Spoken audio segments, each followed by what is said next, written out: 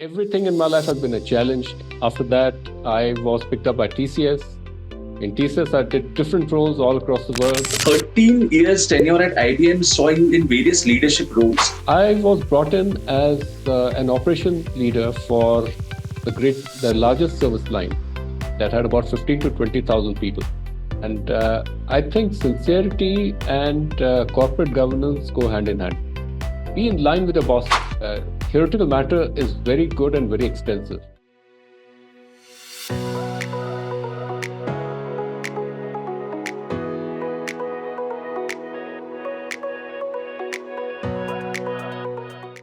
Hello, everyone, and welcome to FaceTime with Leaders, a podcast series by Directorsinstitute, World Council of Directors.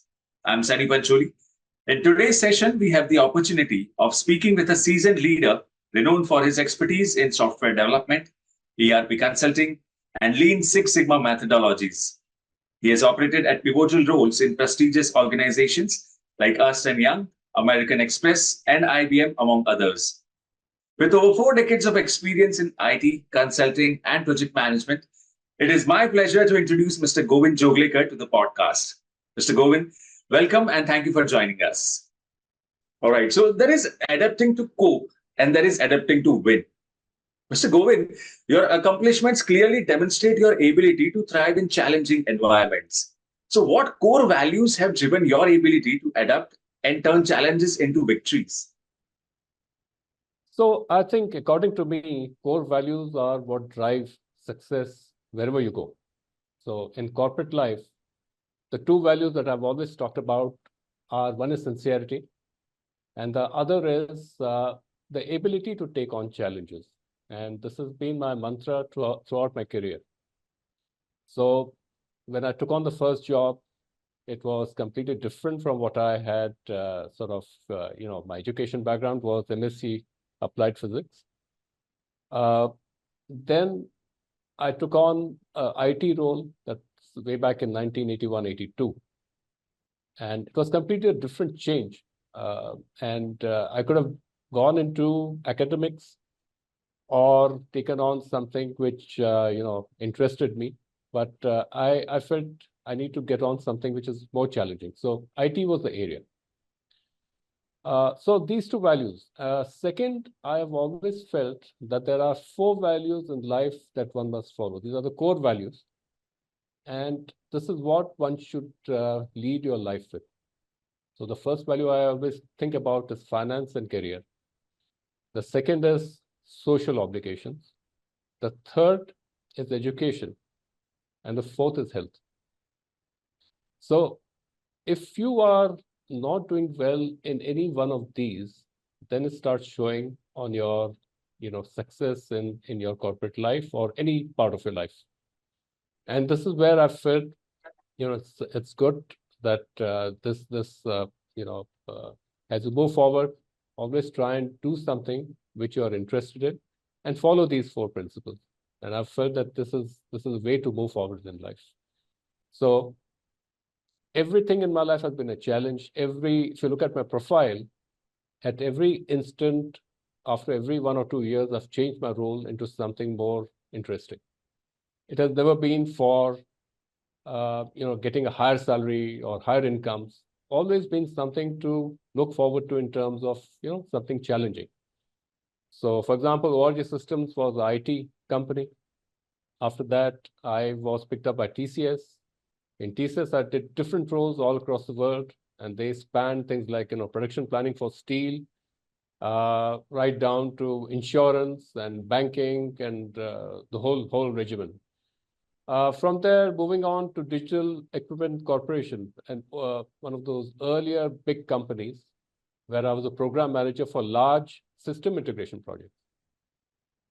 From there, moving on to Siemens Information Systems, where I started their SAP practice for the northern region, and I got myself trained on SAP, sales and distribution.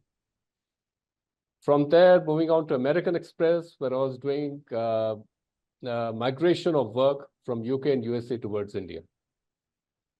From there to Polaris, where I kickstarted their SAP practice, then into NIIT, where I further complemented their managed services and SAP practice.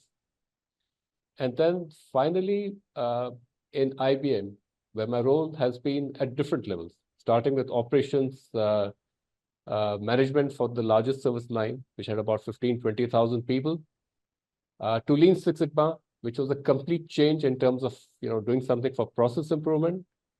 And then moving on to Singapore, where I was the Lean Six Sigma expert for the Singapore Integration Hub, which was a sort of central body for the whole of IBM, and looking at process improvements for different things, things like global solutioning. Then I was also looking after architecture review councils for the CIO in IBM. And then I was told to take on a global role for program management. That included sort of setting up a software center in China, and then later on integrating Red Hat, one of the procurements that IBM had done into one of our cloud offerings. And that meant talking to all our partners globally and trying to make sure that this got inducted. So something which I thought in all of these, the core values have been very important: taking on challenges and being sincere, and the 4 areas I just talked about at the earlier stage. Amazing. Mr. Govind, your approach towards turning challenges into victories is truly inspiring. The core values that have guided you throughout your career clearly plays a pivotal role in your success. All right. So it has been said, Mr. Govind, that the first step in any significant journey is a choice that influences everything that follows. So, Mr. Govind, in your experience, what key decisions or situations propelled you towards a career where you have made such a significant impact? So I think once I passed out of my MSc from the University of Delhi, from the Department of Physics, I had also got admission to the Michigan State University for doing my PhD in laser technology. At that point of time, I think the social obligations also kicked in. And I thought to myself, which is more important, money or looking after your parents? I was the only son. And the second aspect really took over. I said, okay, no, I though have got admission, why don't I look for opportunities within the country? So I did get selected for Oil and Natural Gas Commission as a geophysicist surface. There were 2. There's something called geophysicist surface and geophysicist wells. So I was picked up for that. I think I stood 50th in the overall countrywide entrance exam. And then I said, let's look around for some other things which one can do. So I applied for a company called Ambalal Sarabhai Enterprises. And that company was the parent company for a company called ORG Systems. Not too many people know that ORG Systems was one of the leading IT service provider at that time. So after discussing with some of my mentors, family friends, and its seniors, my father's friends, I asked them, I said, what should I take up? I've got admission for PhD. I've got selected for ONGC and this thing called information technology. What do you think is the right thing to do? And career guidance wise, one of our senior colleagues, who was himself a PhD in electronics and telecom, told me that information technology is the thing that's going to drive the world. So this is 1980s. And I think that was the right step. And had I taken on anything else, I would possibly have said, oh, why didn't I take that up? So there's a team of about 14 people that was selected from all over India. So we had an entrance test that was done in Vasant Vihar in Delhi, and then we got finally interviewed in Baroda, and thus started my career. Now, from there on, I think the first step that I took, I think was the right step, because I got trained on system analysis and design and programming. Nobody was too much aware about information technology programming in those days. You wouldn't have seen too many people being familiar. So even in, I think, our MSc, it was a very we just touched the surface, learning a bit of machine language or Fortran. But in this case, you got into something which was all about understanding a company's requirements and managing those. And thus the career started. So once I've got familiar with the systems analysis and design in ORG systems, managing some of the internal applications, I was picked up by TCS, where I did a lot of work, managed a lot of initiatives within the company, set up the software engineering training program in Chennai, was also somewhat of a resident representative for TCS in Kuwait, coming back just 6 months before the war broke out there. Both me and my wife were the first to be placed there. In fact, TCS had a policy not to deploy people, husband and wife, with the same project.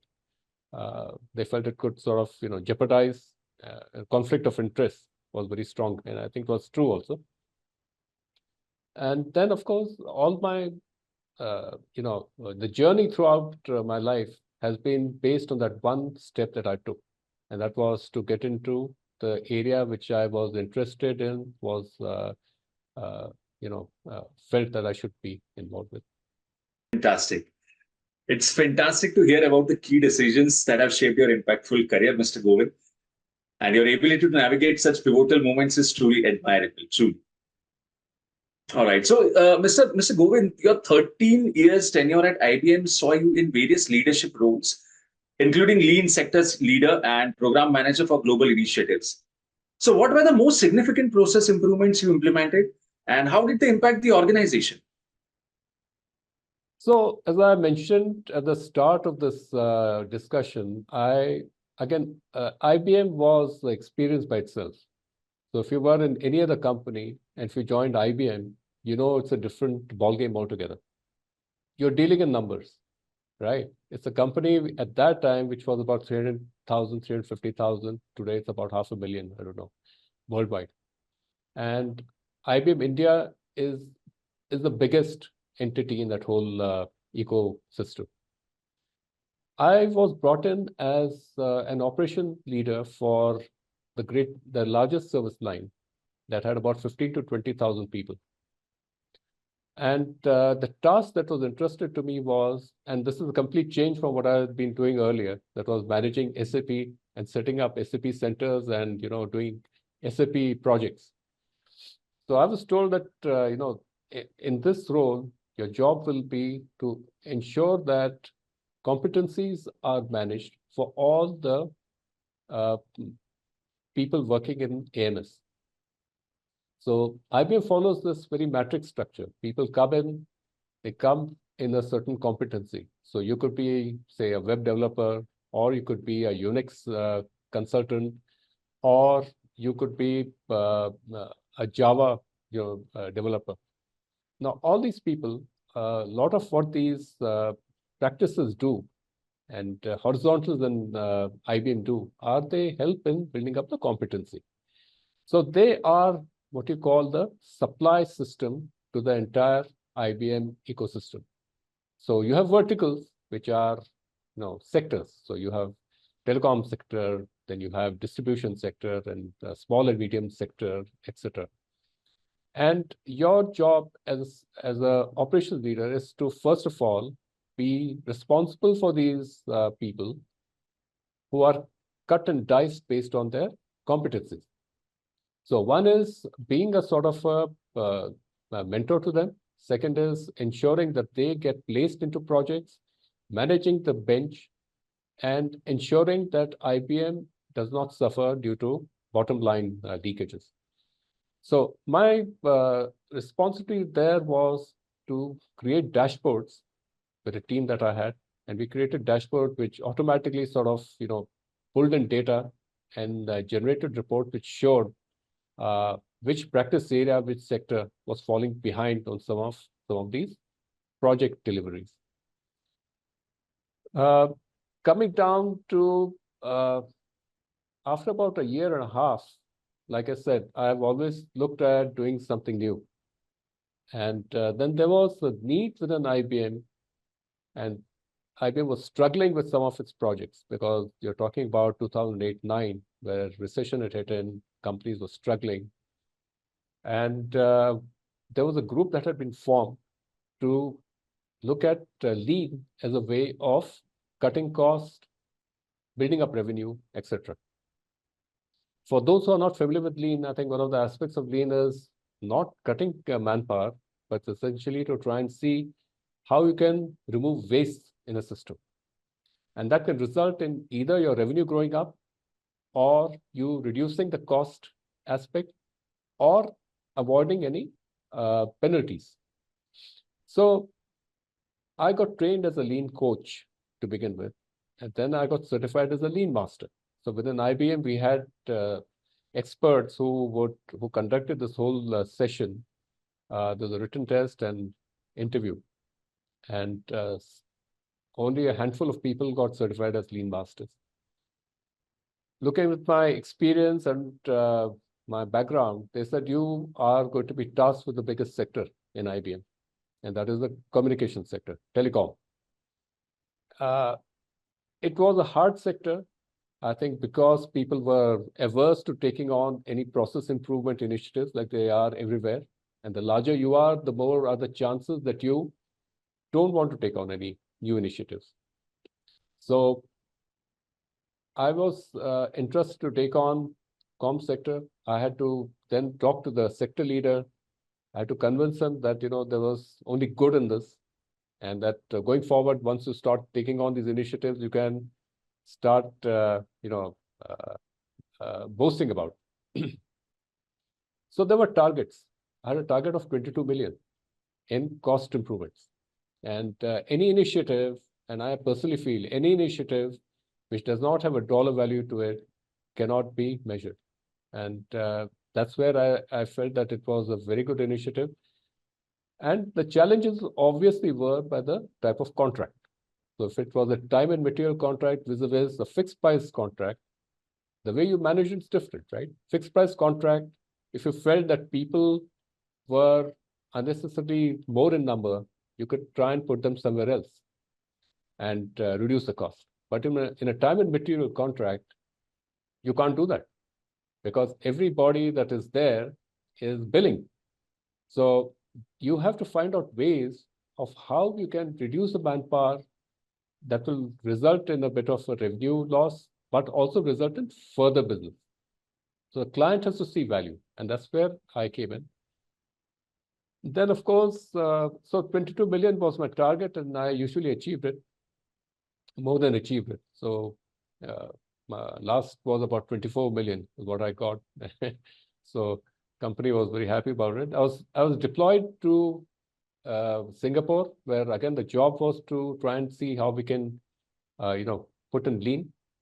So the first task was to take on solutioning. So this is basically the thing that, when you bid for a project, what are the things that need to be done, and how can you speed up the process, and how can you put Lean Six Sigma into a bid where you say that, we will do this to try and reduce your costs as we move forward in the project. So these were areas that I was working for, apart from taking on, other projects in Singapore, like DBS Bank and Maybank in Malaysia. Subsequent to this, I was given the task of taking on architecture review councils for the entire globe, for the CIO. That job was essentially because of my background in software, to look at the different boards that we had in the company, and then managing those boards. So a project would come in the CIO space, and then we would manage the entire architecture reviews for that project. And I would help sort of document the entire findings, and then talk to the respective project to see how those improvements were taken care of. So a little bit of lean as well, and ensuring that the CIO had an enterprise architecture management body. My last role in IBM was as a global program manager, where I set up small project initiatives in China. And I think the place we had it there was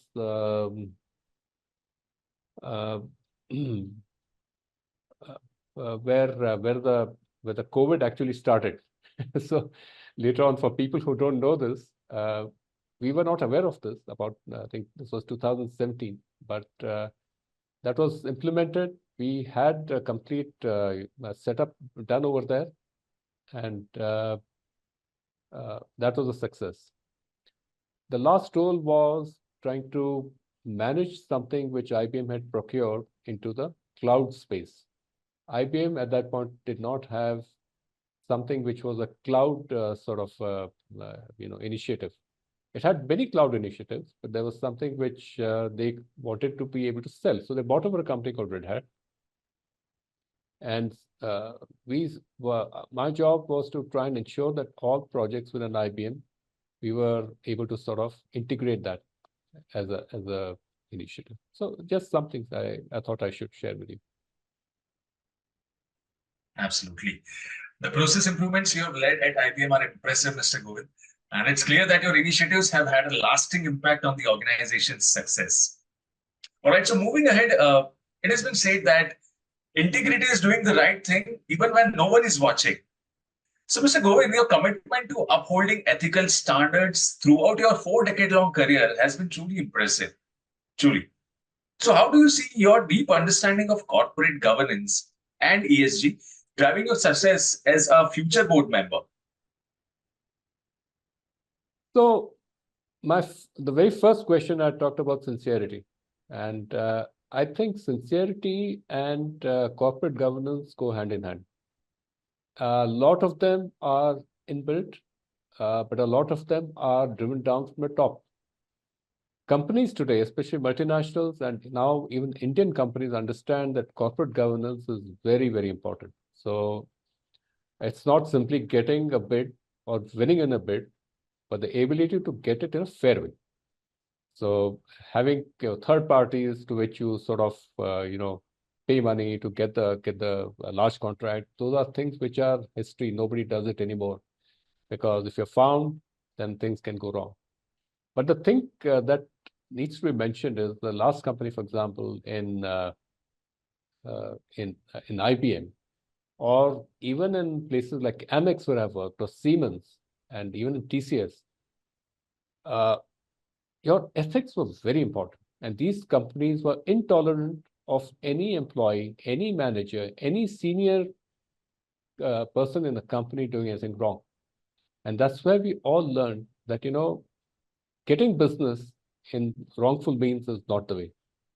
Because you may win once, but the impression and the overall perception of the industry and the company goes down. So learning this one went along. On the environmental front, I think a lot of these companies and all the companies that I've worked for have always been very conscious of where they were. So setting up campuses, planting of trees. At the social level, we were involved in a lot of educational activities within IBM, in Siemens as well as Amex. And at a governance level, I think I follow the mantra which I believe in life. What you do not inspect, you cannot expect. So just to say that, oh, well, I was not aware. How can you not be aware? So governance is all about this one mantra. If one follows that in life, then things work forward. If you do not, then you're looking at trouble. At a personal level, I've been following it regularly. So, for example, at the environment level, I get involved in a lot of tree plantation drives within our own area in Pune. At a social level, I feel charity begins at home. So all the people who work in my house, the driver, anybody, that is where the charity begins. And I make sure that they are happy people, they have a house, and all those kind of things, and children's education. At a governance level, obviously, all of these don't happen unless you govern things in a better way. So yes, I think ethics is very important as you go forward in life. Don't go for the quick bucks. Always look for what is there within you. Incredible. Ms. Govind, your unwavering commitment to ethical standards is truly commendable. And it's clear that your deep understanding of corporate governance and ESG will be invaluable in your future boardroom roles. All right. So moving ahead, Mr. Govind, having transitioned seamlessly from technical roles to senior management roles, how did you navigate this transition? And what advice would you like to give to IT and consulting professionals who might face a similar transition in their career? So one thing I tell everyone, just because you're happy in the technology that you're doing today, doesn't mean that it's going to be there forever. So there's a marketing concept, time to market. And we all know that how fast technology changes, right? From the large mainframes to your desktops to laptops. I mean, you see the languages that are there, and they've all become history. The last software that I used to implement, SAP itself has undergone changes. And with all this artificial intelligence and all coming in, I keep telling people that you need to keep re-educating yourself and retraining yourself. Don't take anything for granted, and don't become the furniture in any company. So as soon as you see that you're not enjoying your work, you should either look at seeing how you can try and improve the workplace, or look for something else. And there's nothing wrong in moving out from a toxic environment, because toxic environments can change only to a certain level, but you can't change everything. So if you can change something, certainly do that. Second thing I tell them is, just because you've handled 500 people today, 5 or 10 years down the line, you're not going to be handling 10,000 people. May happen, may not happen, unless you are a Narayan Murthy. Usually the bell curve always goes from managing a few, starting as a self-creator, and then managing people, and then finally becoming an individual contributor as you move forward in life. You will be managing people, but at the same time, you have to be hands-on. The world is moving to a place where simply being a manager is not enough. You have to be hands-on, and you have to keep educating and retraining yourself in the new technologies that are coming. So, for example, cloud and cloud architecting is an area which most IT people should get into. Blockchain is another area. Then data analytics is the other. Artificial intelligence is the other. So 4 areas which are now looking up, and people should be involved in one of these 4.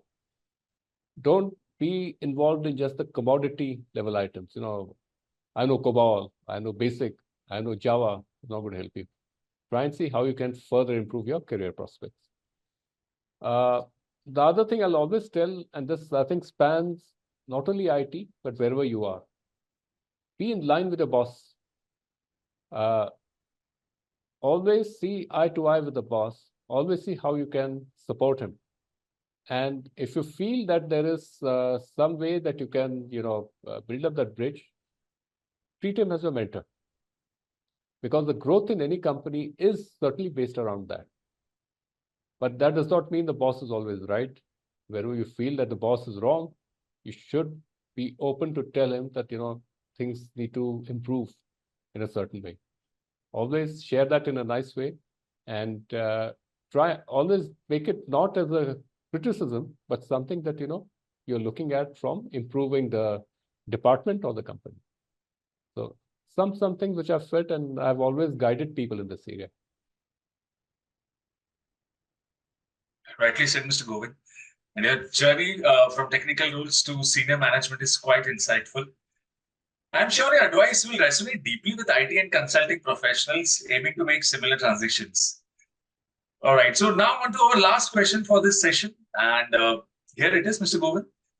As you embark on your boardroom journey with the support of Directorsinstitute, how has our course enriched your understanding and prepared you for this pivotal next step? So I was getting a lot of requests from a lot of people to become a board member, but honestly, I was not very comfortable. And the reason for that is I always feel that I would never get into something until unless I understood what it was. And that's where, when I saw this course, I said, this is something which seems to appeal to me. And I'm very happy to note and to state here that the theoretical matter is very good and very extensive. It has further sort of confirmed what I already knew, but has built up some sort of a framework from a legal perspective, all the sections and the clauses and the rules. So what I'm doing is, it has helped me to sort of create that baseline so that if I were to get into a board any stage of my life, I would be able to look for those pitfalls. And apart from this, I think the weekly talks by Mr. Sundaresan are very helpful. I think the tips he gives are excellent. And I think more than the actual theoretical part, it is the practical part, the tips that are very, very important. Because what to look for? I mean, when you join the board, what are the areas you need to sort of be careful about? And when you leave a company, what should be careful about? So those are things which I thought were very, very interesting. And I'm very happy to have joined this course. Your candid response is much appreciated, Mr. Govind. And thank you for taking the time to speak with us and for your valuable contributions towards our discussion today. With your expertise and commitment, you are destined for even greater success. And after today's session, I'm confident that you will be a brilliant source of inspiration for our viewers as well. Thank you very much, Mr. Sunny, and really appreciate you giving me time on this platform and on this session. Thank you very much. Thank you so much. And thanks for joining us, and have a nice day.